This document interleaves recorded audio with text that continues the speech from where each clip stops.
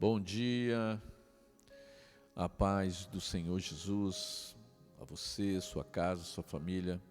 Mais uma manhã estamos aqui juntos.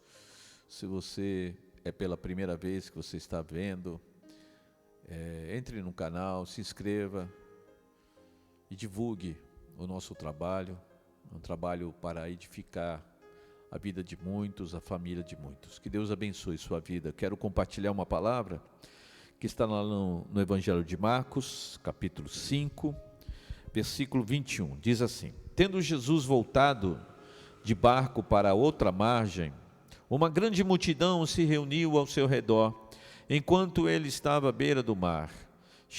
Então chegou ali um dos dirigentes da sinagoga, chamado Jairo. Vendo Jesus, prostrou-se aos seus pés.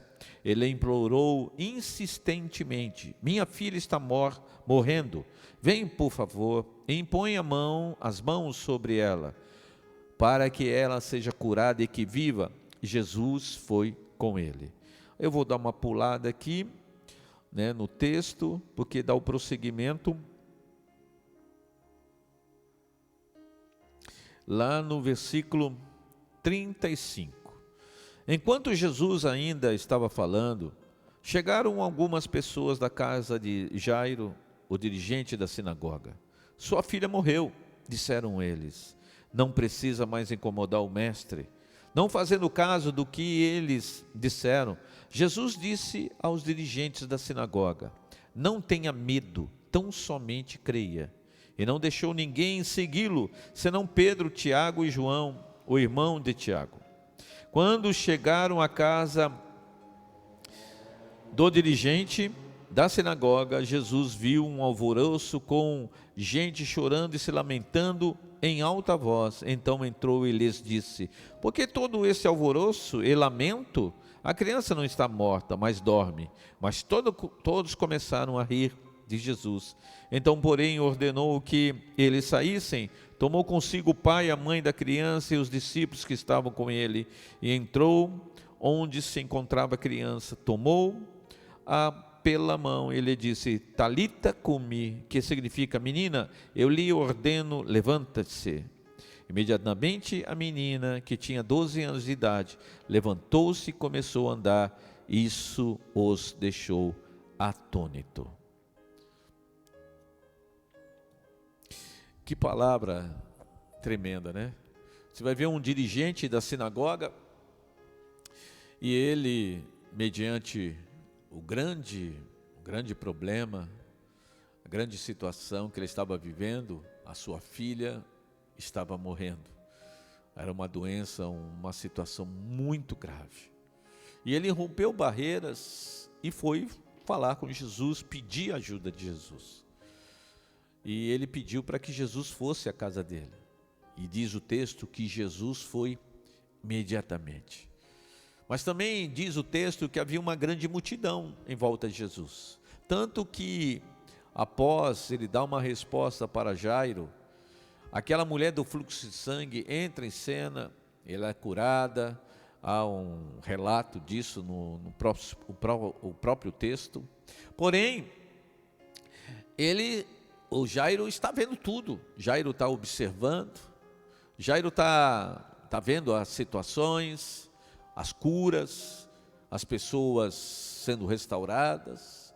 E isso, bem possível, é bem provável que isso está aumentando a fé dele. Isso está fortalecendo uma certeza na vida dele que Jesus chegando na casa dele vai acontecer também um milagre.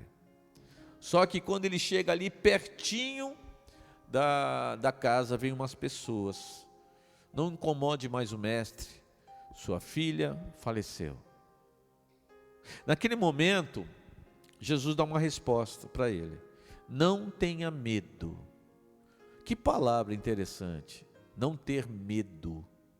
Por que Jesus disse não ter medo? Esse homem estava adquirindo fé, tendo fé, porque ele viu muitas coisas, mas de repente tem uma resposta como se tivesse a notícia ruim: não tem mais jeito, você perdeu. Não ter medo Significa que o medo não combina com a fé. O medo não tem nada a ver com a fé. Quem tem fé lança fora o medo.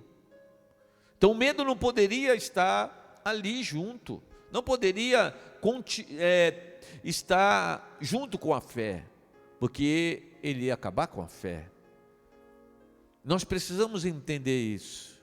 A nossa fé, ela tem que ser uma fé pura, sem nenhum acréscimo. Não tenha medo a sua vida, porque Jesus está ao teu lado.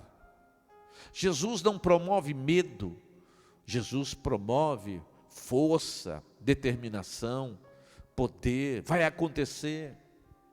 Ele entra na casa, aquela moça, aquela menina está ali deitada, morta. Jesus vai lá e Talita cumi, levanta-se, menina. Então Jesus tem uma resposta para a tua casa.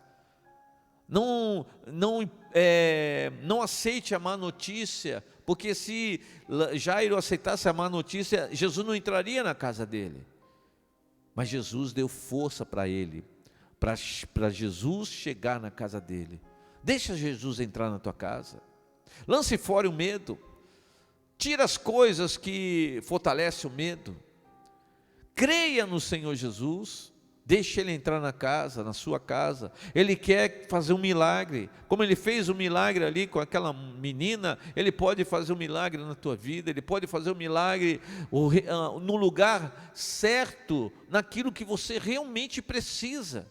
Jesus continua o mesmo, ontem, hoje e eternamente. Quero orar. Senhor, entra nessa casa, Senhor. Faz um milagre, opera grandemente nessa família, opere grandemente nessa vida. Senhor, em nome de Jesus, se é a primeira vez que está nos ouvindo, Senhor, que o Senhor faça um tremendo milagre, um milagre poderoso. Essa pessoa precisa de um milagre, Pai.